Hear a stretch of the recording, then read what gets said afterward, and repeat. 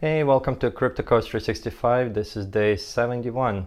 So, unfortunately, we didn't end up going to Lyon today. We got up early in the morning. We took the train the metro to the train station. Then we looked at the tickets, and a one-way trip to Lyon, which is only a 2-hour drive or 2-hour train ride, would have been $200 per person. Sorry, not $200 per one way for two of us.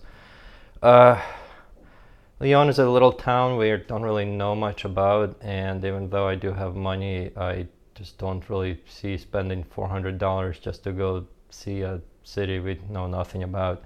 So we ended up just staying back and hanging out in Paris, which was still fine. And congratulations also to Paris, because you might not hear it with the microphone not picking it up, but there's people driving around honking because Paris just won the World Cup. So yay, congrats. Anyway, still kind of okay day. We hung out in our area again. There's still more to see. We got to relax. It is a vacation, and it was definitely nice spending time here with my family, my spouse. So yeah, it was still a nice day. I did kind of feel a little defeated though, because like I really wanted to take a train ride. Lyon was 200. We are actually not. Lyon is closer, but Monaco was definitely a place I want to go visit. And if I had to spend 400 to see Monaco, I probably would have. But there are no trains going to Monaco, and the places going nearest to where the trains going to nearest to Monaco are like even higher by a lot. Brussels, Belgium was also would have been about 450 round trip.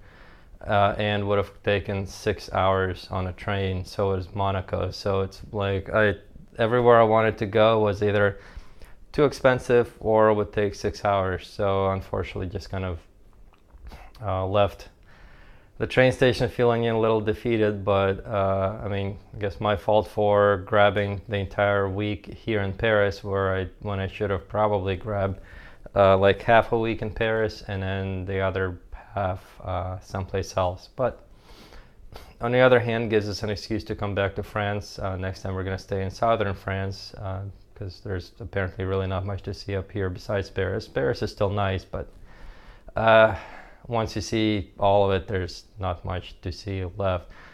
We still haven't seen all of it though, so tomorrow we're going to be going to see some of the gardens and palaces, and in the evening I'm hoping we can get a table for Moulin Rouge, because I like the movie, even though a lot of people say they did not, but I liked it, and it would be cool to see the actual historical landmark along with the dinner and entertainment. Anyway, was the topic of the stuff.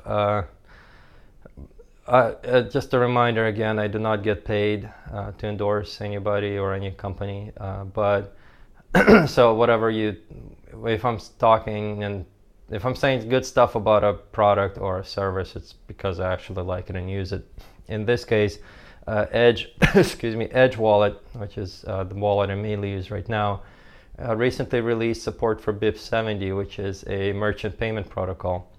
So if I have not explained what that is, I don't remember if I have or not, but if I haven't, essentially the way Bitcoin works itself is you you sign a transaction on your own Bitcoin wallet, and then you broadcast it to the network, and the receiver listens to the network, hears that transaction, and when it gets confirmed, they have the money in their own wallet.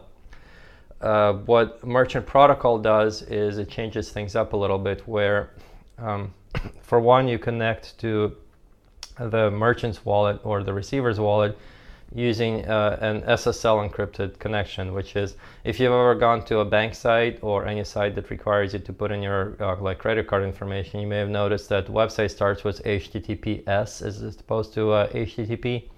The S is the part that's SSL encryption. Basically, it creates an encrypted channel directly between you and the merchant. That way nobody can sneak in and stick in any kind of code or swipe your credit card information. In this case, the reason this is useful is because, let's say you go to a merchant and the merchant flashes you a Bitcoin address to send money to. there's no way to prove that that Bitcoin address actually came from the merchant, or if a third party intercepted your connection and stuck their own Bitcoin address into it, which has actually happened.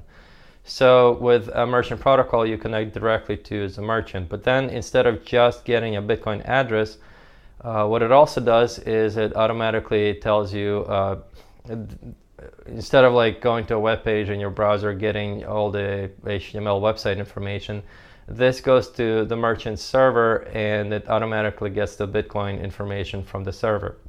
So your wallet receives that Bitcoin address information.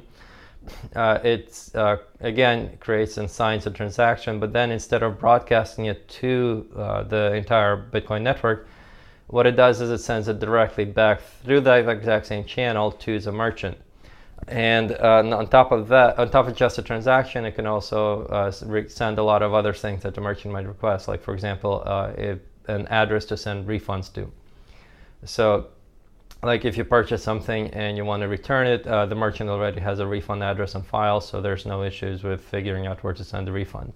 The main benefit is that instead of broadcasting it directly to the merchant, to the network, the merchant can receive your transaction and verify to make sure that the transaction sends the money to the correct address, that the actual amount of money sent is correct as well, and that the transaction, the fee paid for the transaction is high enough, which all of those have caused problems before. For example, merchants might say you owe $15 and somebody would directly send on the network payment for, let's say, $10, and then later for $5, and the merchant system will get confused, not thinking that you only paid $10, and it would have to go back, and the merchant would have to go back and manually figure out where that the extra $5 was actually sent.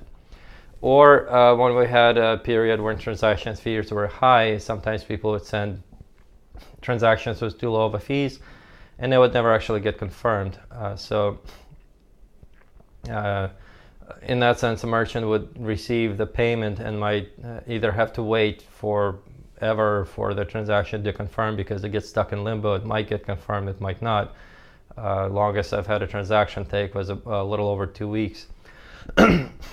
Or they might send the merchandise thinking that the transaction was sent in, but the transaction never gets confirmed, and then the merchant loses money. So in this way, where with the merchant protocol, which BitPay has enforced permanently now, which actually BitPay is a merchant processing service. They've enforced merchant protocol BIP70, like all transactions have to go through that. A lot of people are pissed off because there are not a lot of wallets that support BIP70 yet, and a lot of people are saying that it's really bad that it was enforced because it's not a BIP that's used by everybody, but it really should be used by everybody, and I kind of commend BitPay for forcing the issue. Definitely commend Edge Wallet for implementing it now. So now when you send stuff to a merchant, when you send a transaction using this merchant protocol, merchant will receive it, they'll make sure that there's enough money being sent, they'll make sure that it's enough of a transaction fee, that all the transaction is correct, and if it is, then the merchant actually broadcasts it themselves, and the merchant could actually even broadcast it directly to a miner and even pay the miner to make sure that this transaction gets processed. And if the transaction is wrong in any way, instead of anybody losing money or money being in limbo, the merchant basically just simply rejects the transaction. So it just makes transacting with merchants a lot more reliable and secure for both the merchant and you, the person buying whatever goods you want, because not only do you know that your transaction will be correct, will be accepted, and will be verified, will not get stuck in limbo, but you also know that the transaction is going to who it's supposed to be going to, and if you ever have issues, there's actually a return address on file with the merchant already. Anyway, sorry if this was a little technical and a little cumbersome, but it's definitely a very, very good feature that was implemented on top of Bitcoin. And I'm very glad that Edge Wallet is finally implemented. The old wallet that I used to work with, Mycelium, seems to be coming up with a little more updates recently too, which I'm glad to hear. I did quit that company because they raised money and everything was just too slow and I did not want to deal with it. But it's at least good to see that even though they raised money, and I'm not really sure what happened to that money, at least progress on their project, progress on our project is actually still moving along. So they are still actually developing what they said they were supposed to be developing. They actually claim that they will have support for SegWit fairly soon. At this point, you can the newest update allows you to see SegWit transactions coming in. A long time ago, they added being able to send to SegWit transactions, which was, I mean, maybe, but SegWit transactions are essentially just you could call them like multi-signature or scripted transactions. That's a Bitcoin address that starts as a 3 as opposed to 1. I think they've actually always had it, but and at least at this point you can actually see SegWit transactions, add transactions coming from a SegWit address to a regular Bitcoin address, which is the only addresses that Mycelium supports. At least at this point you can see them coming in. So hopefully soon enough they'll have support for the whole SegWit thing, because one of the reasons that I actually ended up dumping Mycelium and going to Edge Wallet is because of lack of SegWit support, especially back when transactions were costing like $20 to send any transaction. But yeah, Mycelium moving along too. Hopefully they'll catch up. It's unfortunate that it's taken so long for a lot of wallets to actually implement SegWit, because it was supposed to be a scaling solution, but unfortunately it's taken almost a year for it to be actually fully implemented, which is pretty much what I predicted back in August, but better late than never. Anyway, that's it, I guess, for today. I'm gonna go get dinner, spend the rest of the day just relaxing, and then I'll see you guys tomorrow. Bye.